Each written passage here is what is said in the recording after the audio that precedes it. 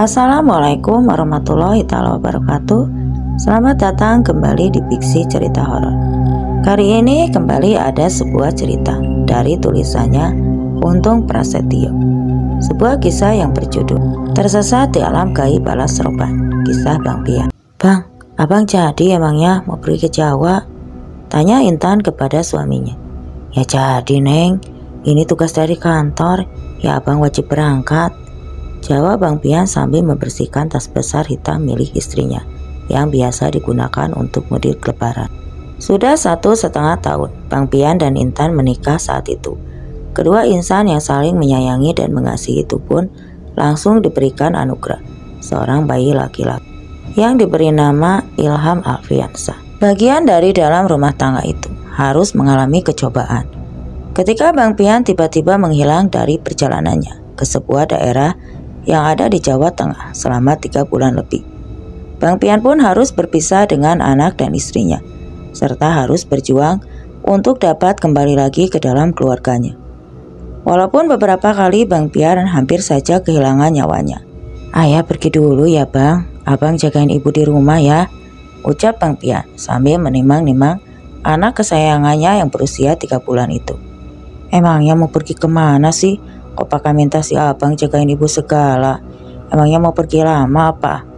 Intan yang sedang menyiapkan keperluan untuk perjalanan Bang Pian pun kala itu bertanya. Kagak lama Neng, ini kan biar anak kita kagak rewel, kagak kepikiran sama abang, balas Bang Pian sambil terus menatap bayinya dengan penuh rasa bahagia. Keesokan harinya mobil Kijang kapsul yang sudah berisi 4 orang di dalamnya pun datang untuk menjemput Bang Pian. Bang Pian yang juga sudah siap berangkat bekerja sempat dibuat ragu ketika bayinya terus menangis seolah-olah tidak mengizinkan Bang Pian untuk pergi. Tapi Intan yang memiliki sikap dewasa pun terus meyakinkan Bang Pian agar segera berangkat karena tidak enak jika teman-temannya terlalu lama menunggu. Duh, perasaan abang kok jadi kagak enak gini ya, ucap Bang Pian sambil menatap bayinya yang berada di dalam gendongan Intan. Bismillah aja Bang, semoga aja semuanya baik-baik, abang selamat sampai tujuan, dan anak kita gak rewel lagi. Kan ada ibunya, jadi insya Allah aman deh, balas Intan yang terus mencoba meyakinkan dan menyemangati suaminya itu. Dengan perasaan resah bercampur gelisah, Bang Pian pun akhirnya berangkat meninggalkan Intan, serta bayinya dan juga ibu mertuanya. Hal itu harus dilakukan Bang Pian karena saat itu dia menjadi orang penting dalam sebuah tim yang akan melakukan survei lahan yang mana lahan itu akan dibeli oleh perusahaan tempatnya bekerja. Bang Pian yang pada saat itu menjadi kepala keamanan di perusahaan tempatnya bekerja pun harus ikut mengawal supervisor dan juga petinggi di perusahaannya tempatnya bekerja. Karena menurut informasi yang didapat dari salah satu sumber kepercayaan yang juga menjadi bagian dari tim tersebut sudah memberitahukan jika tempat yang akan mereka kunjungi merupakan daerah Wingit yang masih menyimpan banyak misteri. Emangnya benar di daerah itu masih angker ya? Tanya Bu Indah yang menjadi supervisor perusahaan tempat Bang Pian bekerja. Ya kabarnya sih begitu Bu, info saya dapat dari juru kunci daerah setempat, jawab Firman yang merupakan karyawan di perusahaan tersebut. Terus buat apa perusahaan kita beli lahan di tempat angker itu? Bu Indah bertanya kepada Bu Desi yang merupakan bawahan langsung dari Bu Indah. Ya menurut riset dari timnya Pak Doni, perkembangan pariwisata yang ada di daerah itu sangat bagus dan rencananya dalam beberapa tahun ke depan akan dibuatkan jalur lintas selatan yang menghubungkan jalur tersebut dengan jalur Pantura. Jadi prospek pariwisata di sana itu sangat pesat ke depannya nanti, jawab Bu Indah antusias menjelaskan. Setelah menempuh dari 15 jam perjalanan, akhirnya rombongan Bang Pian dan juga Bu Indah pun mulai memasuki daerah pedesaan. Rasa lelah akibat perjalanan jauh pun sudah dirasakan semua orang yang ada di dalam rombongan mobil Kijang kapsul tersebut. Bu Indah, Desi, Firman, dan Mang Asep serta Bang Pian pun hanya saling terdiam. Mereka sepertinya sudah jenuh berada dalam kendaraan dan berharap untuk segera sampai di sebuah dusun desa yang mereka tuju. Jalurnya beneran ini? Tanya Firman yang duduk bersebelahan dengan Asep yang menjadi supir utama dalam perjalanan itu. Ya benar atuh Man, dari arah kabupaten kan kita diminta ngikutin jalur ke arah timur sampai ada kali besar. Nah, nanti ada pertigaan kita ke kanan. Kita masuk tinggal ngikutin jalur itu aja, jawab Asep menjelaskan saat itu. Alat komunikasi belumlah secanggih saat ini. Perjalanan ke daerah tersebut pun harus memakan waktu selama 17 jam. Karena memang daerah yang mereka tuju adalah daerah di pesisir pantai selatan. Asep yang sudah terlihat sangat lelah pun mencoba untuk terus fokus menatap ke arah jalan. Karena mendung mulai membuat keadaan sekitar terlihat gelap, Asep pun agak mulai mengurangi laju kendaraan yang ia kendarainya. Memangnya kamu pernah ke tempat yang akan kita tuju ini? Firman berusaha memecah keheningan di dalam mobil. Saat itu belum atuman, yang udah pernah ke sana ya timnya Pak Doni kan, yang dapat informasi tanah itu kan emang orangnya Pak Doni, balas Asep dengan lugas. Terus kamu dikasih alamat sama arah jalannya dari siapa? Tanya Firman yang merasa sangat penasaran. Ya dari Pak Agus Man, itu loh wakil Pak Doni, balas Asep sambil sesekali menatap Firman yang terus menanyainya. Sepanjang perjalanan itu dan tidak lama kemudian hujan deras pun turun mengguyur daerah setempat. Asep yang takut jika alamat yang sedang ditujunya itu terlewat mulai berjalan lebih pelan lagi dari sebelumnya. Hingga akhirnya mobil yang dikendarai Asep mulai memasuki sebuah gapura besar yang ada di hadapan mereka. Beneran masuk sini? Tanya Firman yang kala itu merasa tidak nyaman. Lah kan gak ada jalan lain lagi atuman, heran balas Asep sambil tersenyum. Setelah dari 30 menit berjalan pelan memasuki jalan berbatu yang semakin menyempit, akhirnya Bang Pian yang di bangku belakang pun terbangun. Tidak lama kemudian, Bang Pian yang sudah ikut mengamati keadaan di sekitar tempat yang mereka lewati, meminta Mang Asep untuk menghentikan laju mobil yang sedang dikendarainya. Perasaan kita udah melalui jalan ini dah, ujar Bang Pian yang membuat semua orang menoleh ke belakang tempat Bang Pian duduk. Iya Bang, saya juga udah ngerasain perasaan yang gak enak, tapi bingung ngomongnya, balas Firman yang membuat Asep, Bu Desi dan Bu Indah terdiam. Coba kita jalan dulu lagi aja Mas Asep, ujar Bu Indah yang mulai merasa takut dengan apa yang sedang mereka alami. Ya udah deh, Sep, coba lagi jalan aja dah, imbu Bang Pian dari arah belakang. Dan setelah kembali perjalanan, sudah sekitar 30 menit berlalu. Semua pasang mata yang ada di dalam mobil pun dikejutkan. Sebuah pohon beringin besar yang tadi sudah dilalui oleh rombongan Bang Pian. Bang Pian yang merasa yakin jika mereka sedang disesatkan pun meminta Mbak Asep terus melajukan kendaraannya. Sep, nanti kita cari tempat yang aman. Nah, nanti kalau gue minta dan bilang berhenti, lu berhenti ya, ucap Bang Pian yang terus memandang ke kaca depan. Setelah beberapa saat, Bang Pian pun meminta Asep untuk menghentikan laju kendaraannya. Di sini Bang Pian pun bergegas keluar dari dalam mobil melalui pintu belakang, serta meminta kepada yang lain untuk tetap berada di dalam kendaraan tersebut. Bang Pian yang sudah berada di luar mobil pun mulai berjalan mengelilingi mobil sambil terus memeriksa keadaan. Tidak lama kemudian Bang Pian pun mengetuk kaca jendela pintu mobil bagian kiri dan meminta Firman untuk membukanya. Terus berdoa, kayaknya ada yang gak beres ini, ujar Bang Pian sambil terus mengedarkan pandangannya ke sekitar. Hah? Yang bener dong Yan, jangan bercanda dong, lagi kayak gini, balas Firman yang langsung menengok ke arah Bu Indah yang duduk tepat di belakangnya. Udah, pokoknya lu pada jangan putus berdoa, gue coba cari tahu dulu siapa yang bawa kita ke tempat ini, balas Bang Pian yang langsung meminta Firman untuk menutup kembali kaca jendela mobilnya. Setelah itu Bang Pian pun kembali berjalan mengelilingi mobil dan hal itu sempat membuat Bu Indah dan yang lainnya merasa kebingungan. Man, ini kita beneran tersesat ya? Tanya Bu Indah yang merasa semakin penasaran dengan apa yang sedang mereka lalui. Kata Bang Pian, kita diminta terus berdoa Bu, biar masalah ini Bang Pian yang urus, ucap Firman dengan tenang. Tidak lama setelah itu, Bang Pian pun datang dengan tergesa dan meminta mereka untuk segera keluar dari dalam mobil. Wajah Bang Pian yang terlihat pucat dan panik. Dia pun berteriak meminta kepada Firman, Mang Asep, Bu Indah dan juga Bu Desi keluar. Setelah semua penumpang keluar dari dalam mobil tersebut, barulah mereka semua menyadari jika saat itu mobil yang mereka tumpangi sudah berada di bibir jurang yang sangat dalam. Bu Indah dan juga Bu Desi pun terlihat gemetar menyaksikan apa yang terjadi saat itu. Keduanya tidak percaya jika mereka akan mengalami kejadian di luar nalar yang sebelumnya belum pernah mereka alami.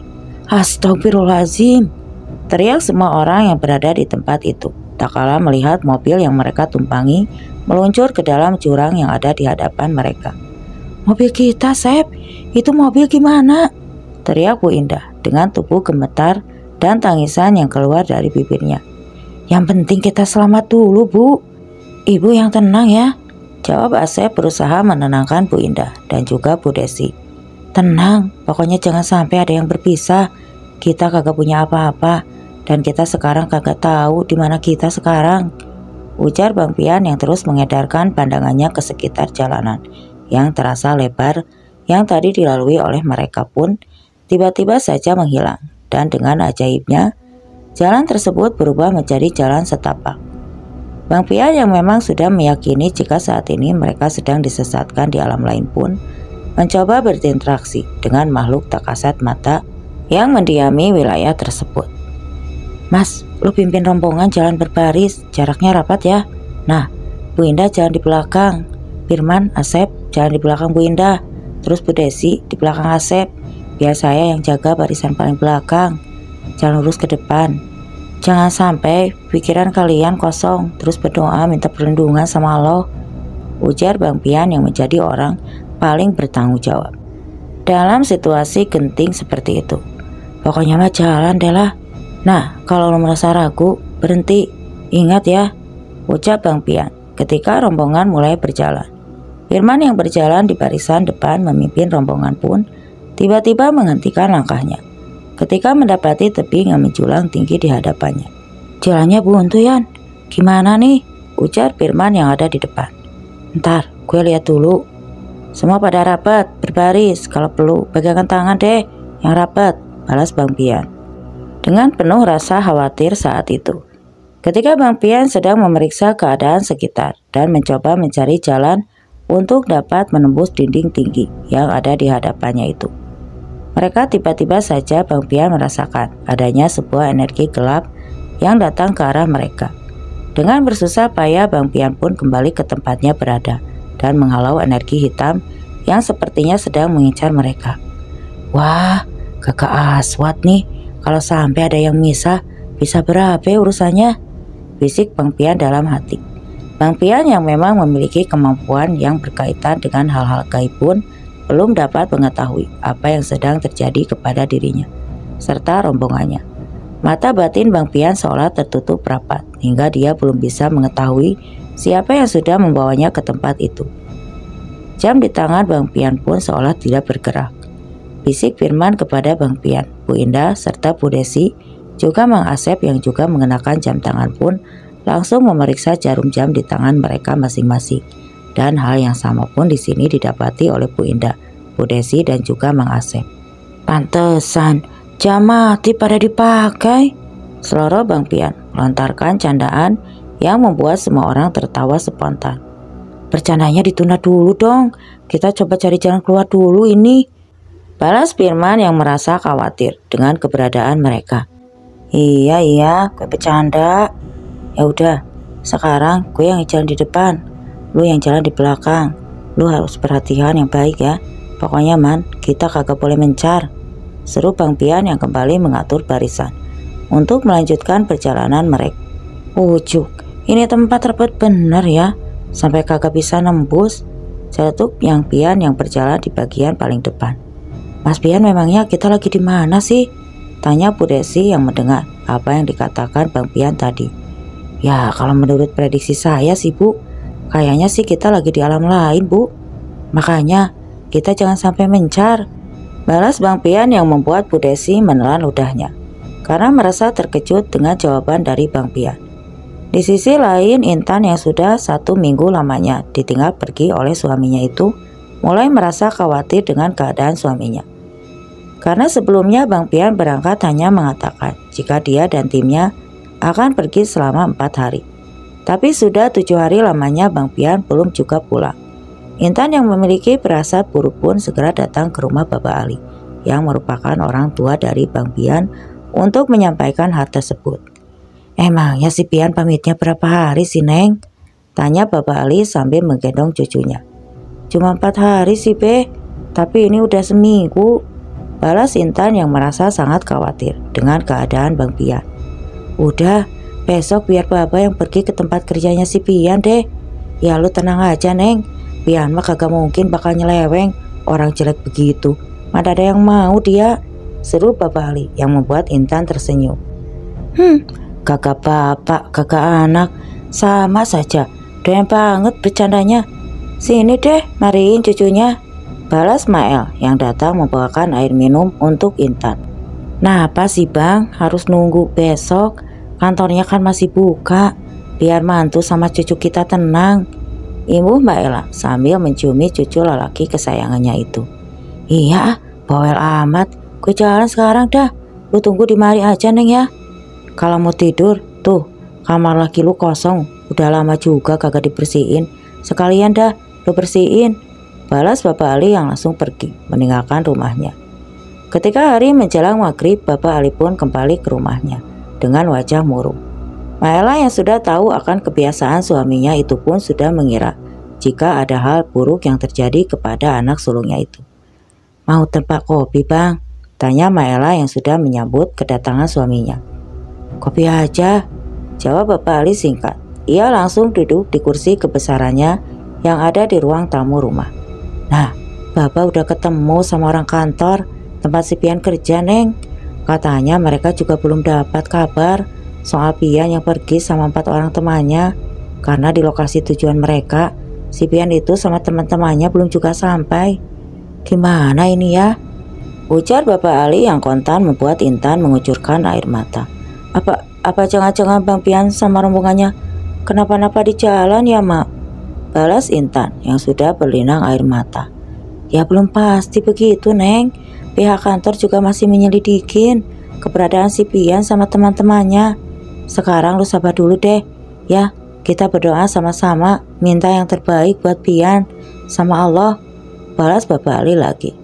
Di tempat berbeda, Bang Pian beserta rombongan yang terus berjalan mencari jalan keluar dari tempat mereka berada, mulai merasakan kejenuhan. Suasana di tempat itu tidak berubah sama sekali. Warna langit yang gelap kelabu dan jalan di sekitar mereka yang tidak berubah membuat Bang Pian dan yang lainnya mulai dibuat kesal. "Tidak capek, tidak haus, tidak lapar, padahal kita sudah jalan sejauh ini loh," seru Firman yang berada di barisan paling belakang. "Bentar lagi kayaknya langit berubah gelap nih. Kita duduk dulu ah, kita tunggu sampai malam datang," balas Bang Pian yang langsung duduk di pinggir jalan setapak yang dilaluinya. "Tolong pada berdoa ya, mudah-mudahan dari apa yang kita alami saat ini. Ingat, jangan sampai ada yang mencar. Ingat ya," imbuh Pian yang langsung mengambil posisi duduk bersila saat itu. "Man, bukannya Bang Pian itu orang pintar ya? Tapi sepertinya ilmunya gak bisa digunain ya di tempat ini," bisik Asep kepada Firman. "Yang saya tahu seperti itu. Mungkin kalau kita gak jalan sama dia, nasib kita mungkin bisa lebih apes dari sekarang," balas Bang Firman sambil menatap Bang Pian yang sedang husu berjikir. Firman yang sudah cukup lama mengenal Bang Pian tahu jika Bang Pian memiliki kelebihan yang jarang dimiliki oleh orang lain. Firman juga pernah menjadi saksi mata di mana Bang Pian mengusir sosok-sosok makhluk gaib yang bersarang di basement kantornya saat itu. Bang Pian yang masih menjadi security baru di sana hingga akhirnya Bang Pian diangkat menjadi kepala keamanan bersama Pak Bayu dan juga Pak Ujang dari polsek setempat. Tidak lama setelah perbincangan antara Firman dan Asep, Bang Pian pun terlihat membuka kedua matanya. Wajahnya terlihat lesu, tergambar rasa sedih di wajahnya akan keadaan saat itu. "Gimana Bang?" tanya Firman perlahan. Kita ini sekarang bukan di dunia kita lagi, Man. Kita ini nyasar di alam gaib," jawab Bang Pian sambil mengusap wajahnya. "Astagfirullahaladzim, Terus nasib kita gimana Mas Pian? Seru Bu Indah yang sangat terkejut mendengar apa yang baru saja diucapkan oleh Bang Pian. Ya insya Allah ya, kita bisa segera keluar nih dari tempat ini Bu. Semuanya jangan pernah putus berdoa terus, istighfar dan sholawat dalam hati. Semoga di depan sana ada jalan untuk keluar dari tempat ini, balas Bang Pian yang langsung berdiri dari tempat duduknya. Sementara itu, di kediaman Bapak Ali kesedihan pun makin bertambah. Intan yang masih berada di rumah Bapak Ali terus menunggu kedatangan suaminya yang kini sudah berbulan lamanya pergi meninggalkannya dan juga buah hatinya. Hanya Bapak Ali juga terus mencari cara untuk dapat menemukan Bang Pian. Akhirnya Bapak Ali pun mendatangi rumah orang tuanya Ardi. Beliau pun langsung menceritakan tentang apa yang terjadi kepada Bang Pian dan berharap kalau Ardi dapat membantu di mana mencari Bang Pian kala itu.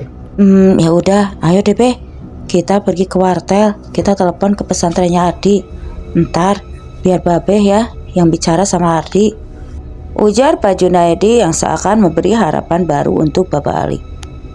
Setelah selesai berbincang dengan Ardi, Bapak Ali pun kembali ke rumah Pak Junaidi sebelum ia kembali pulang ke rumah. Yang sabar ya Neng, tadi Babe udah menghubungi si Ardi. Nah insya Allah dia katanya mau bantu buat cari si Pian sama temen-temennya.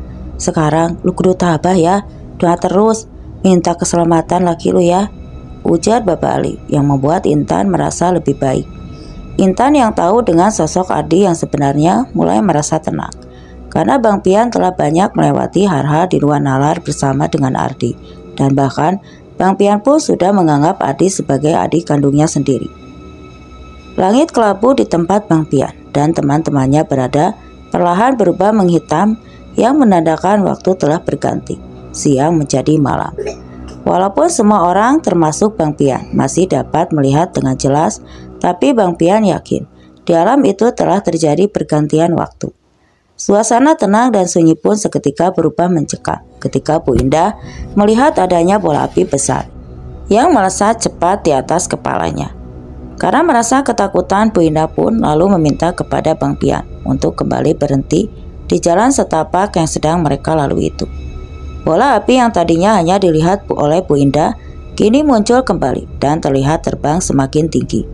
Bang Pian, Firman, Asep pun mulai bersiaga untuk menjaga Bu Indah dan Bu Desi yang terlihat mulai gemetar ketakutan itu.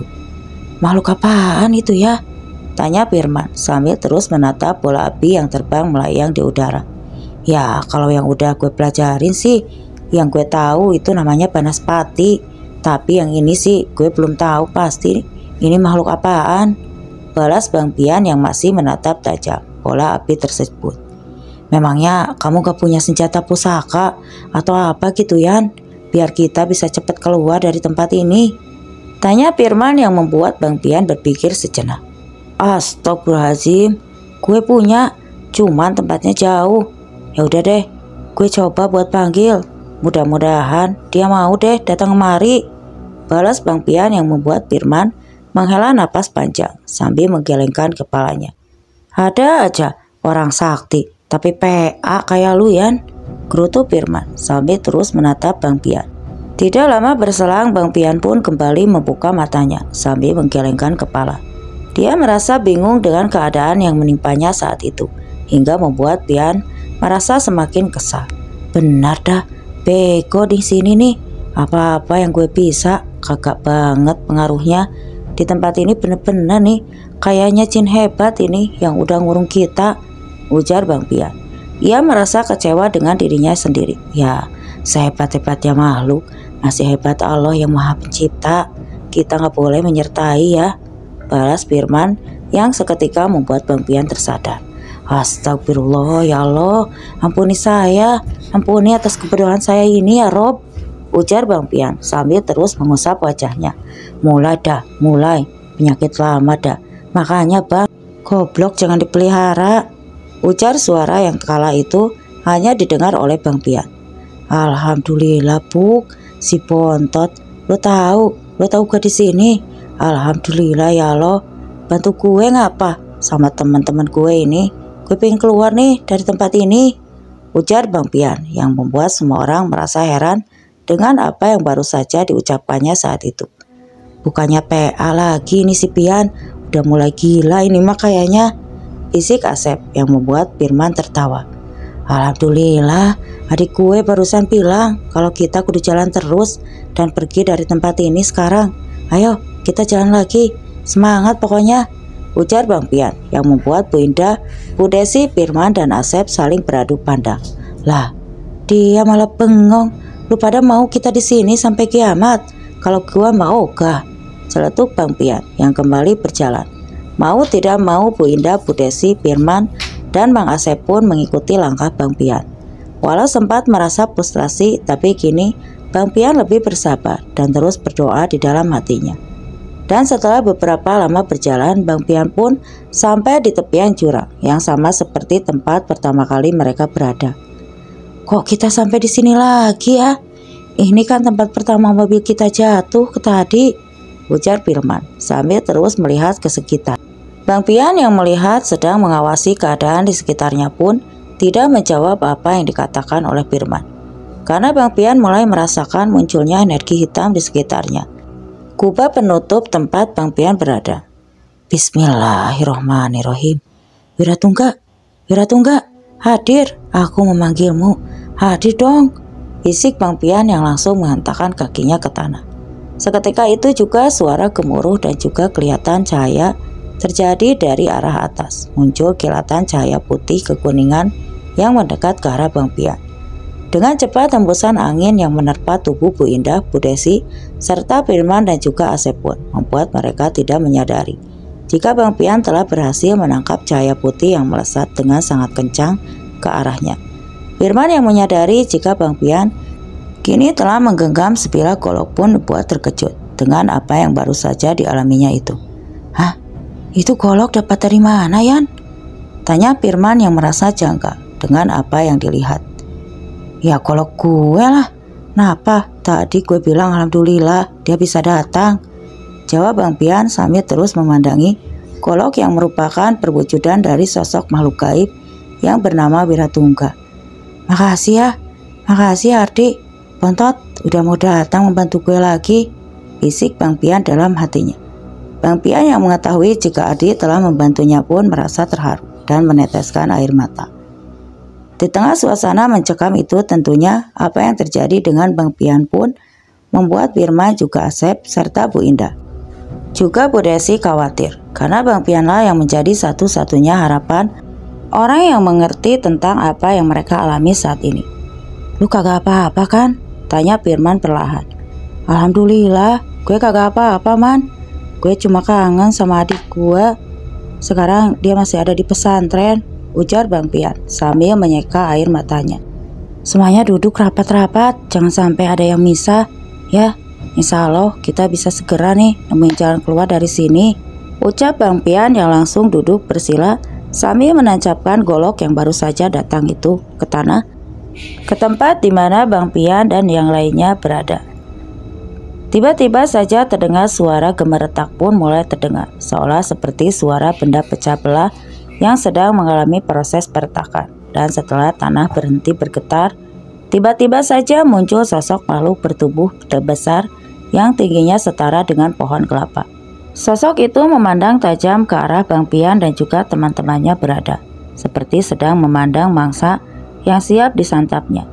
Bang Pian yang tak ingin Firman, Asep, Bu Indah serta Bu Desi melihat makhluk-makhluk gaib yang belum pernah mereka lihat itu memilih untuk membuat mereka tidak sadarkan diri. Rasa kantuk yang dirasakan Firman dan yang lainnya pun dengan sekejap membuat mereka tak sadarkan diri. Apa yang kau lakukan wahai manusia? Tanya sosok makhluk bertubuh tinggi besar seperti raksasa itu. Bengkak, balikin kagak, buruan balikin deh, kita ke alam kami, jawab Bang Pian singkat dengan wajah murka. Susah payah aku membawa kalian ke alam ini untuk aku jadikan makanan, dan sekarang kau minta ingin kembali ke duniamu, balas sosok makhluk gaib tersebut. Karena merasa sudah sangat kesal dengan sosok yang telah menyesatkan dirinya dan juga kawan-kawannya itu, Bang Pian pun langsung melemparkan golok sakti Wiratungga ke arah makhluk gaib tersebut. Dan sebelum berubah menjadi sosok pemuda bertubuh kekar, golok Wiratungga pun terbelah menjadi dua. Dan salah satunya langsung berubah menjadi manusia. Di kediaman Baba Ali, pengajian pun sudah digelar selama 7 hari lamanya. Hal itu dilakukan Baba Ali seusai instruksi dari Ardi, yang saat itu mengira Bang Pian masihlah hidup, tapi tidak di alam nyata. Pada malam terakhir pengajian pun, semua keluarga seolah sudah mengikhlaskan jika Bang Pian harus pergi untuk selama-lamanya. Hanya saja mereka masih berharap untuk dapat menemukan jasad Bang Pian dan dapat menguburkannya dengan layak. Ya Allah, izinkan kami semua kembali dalam keadaan selamat ya Allah, bisik Bang Pian dalam hatinya. Dan doa Bang Pian pun seperti langsung dijawab oleh sang penguasa alam semesta. Tiba-tiba saja di samping kanan dan kiri tubuhnya berdiri dua sosok yang sudah tidak asing lagi bagi Bang Pian. Ya, sosok Ardi yang sedang meraga sukma pun datang bersama kakek Abdul untuk membantu Bang Pian keluar dari alam gaib yang ternyata berada di kawasan Alas Roban tersebut. Bang, abang, dikirimin Fatihah sama Yasin tuh bang di rumah, ujar Ardi sambil memeluk sahabatnya itu. Parah, lu pikir gue udah koid apa? Balas Bang Pian yang merasa terkejut. Bang, abang udah hampir 2 bulan hilang. Nah, orang-orang rumah tuh ngira abang sudah tamat riwayatnya alias koid, balas Ardi sambil tertawa. Tapi gue masih hidup kan ya, anak gue masih kecil.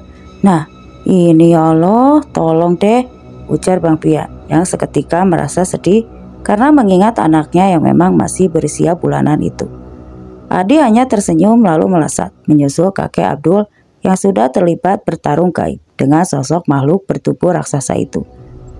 Tapi tidak lama kemudian Ardi pun kembali dan meminta Bang Pian untuk segera membangunkan teman-temannya agar dia bisa mengantar Bang Pian keluar dari alam gaib Alas Roban tersebut. Woi, bangun, woi, buset, pada pulas amat ini ya. Mau pada pulang kagak nih? Apa pada betah di mari? Ujar Bang Pian yang membuat Bu Indah, Bu Desi, Firman, dan juga Asep terkejut. Buru, kita jalan ke arah sono, ngikutin adik saya. Dia nungguin kita yuk. Imbu Bang Pian yang merasa sudah tidak sabar lagi. Tanpa banyak bertanya, Bu Indah, Bu Desi, Firman, dan juga Asep pun mulai berjalan mengikuti Ardi yang berdiri di barisan paling depan. Sementara itu Bang Pian berdiri di barisan paling belakang. Kurang lebih 30 menit berjalan, Ardi pun lalu berhenti dan meminta semua orang untuk melompat ke arah semak belukar yang ada di hadapannya. Bang, saya cuma bisa ngantar abang sampai sini saja ya.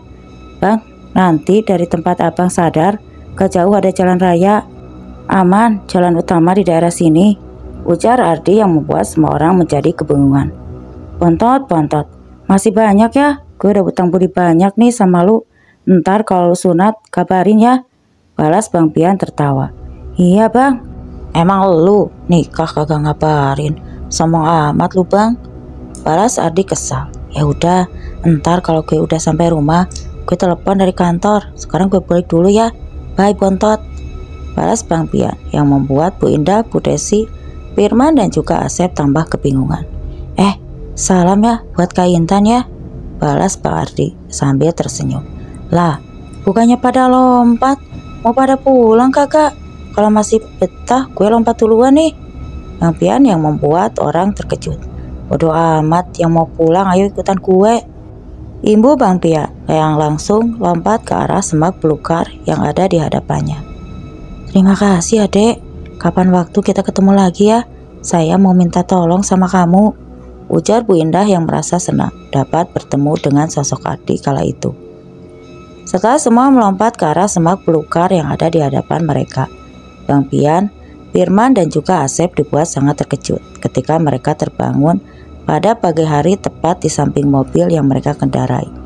Dan hal yang membuat mereka terkejut adalah mobil yang mereka gunakan itu masih dalam keadaan utuh tanpa adanya lecet sedikit pun. Walaupun mereka berada di tengah hutan jati, Bang Pian yang sudah merasa haus pun mulai membuka pintu mobil yang ditumpanginya lalu mengambil air mineral yang dia bagikannya ke Bu Indah serta yang lain. Setelah itu Bang Pian pun lalu mengajak Asep untuk mencari jalan keluar dari hutan agar mereka dapat membawa juga mobil yang mereka kendarai itu. Setelah setengah jam berlalu, Asep pun lalu masuk ke dalam mobilnya yang mulai menyalakan mesin tersebut. Semua tampak normal dan tidak ada kendala apapun. Pagi itu Bang Pian dan yang lainnya pun langsung bahu-membahu untuk bisa mengeluarkan mobil yang mereka kendarai itu dari dalam hutan. Hingga akhirnya mulai terlihat ada beberapa warga yang sedang mencari kayu bakar. Bertemu dengan Bang Pian yang akhirnya ikut membantu evakuasi mobil yang mereka kendarai itu. Udah, biarin aja timbang lecet segitu, yang penting kan nyawa kita semua selamat. Celetuk Bang Pian yang ikut mengatur arah mobil yang dikendarai Mang Asep.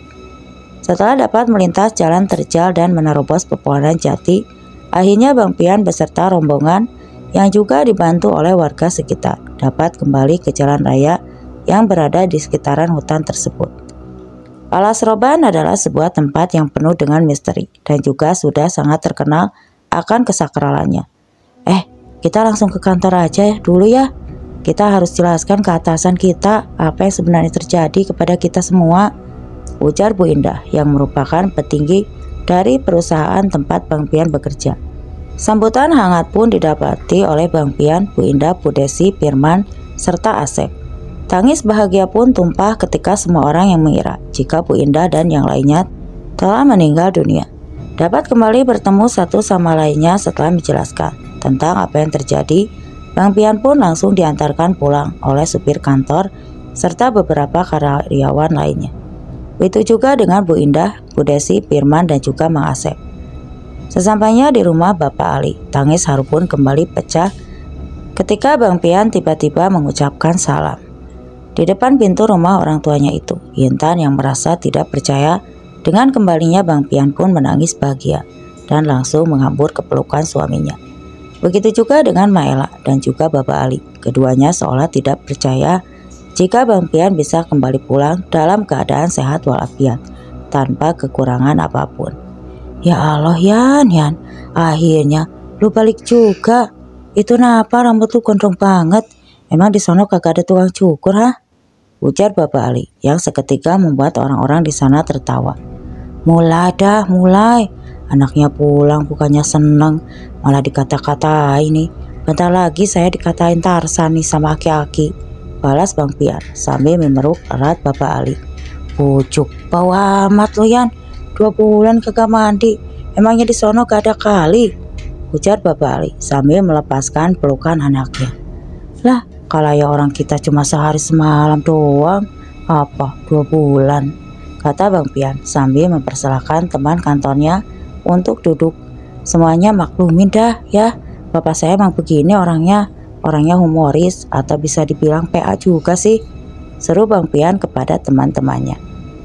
Semalam geblek lu udah ngilang hampir 2 bulan tanya-tanya sama bini lu. Kalau kagak percaya, seloroh Bapak Ali yang heran dengan apa yang disampaikan Bang Pian tadi.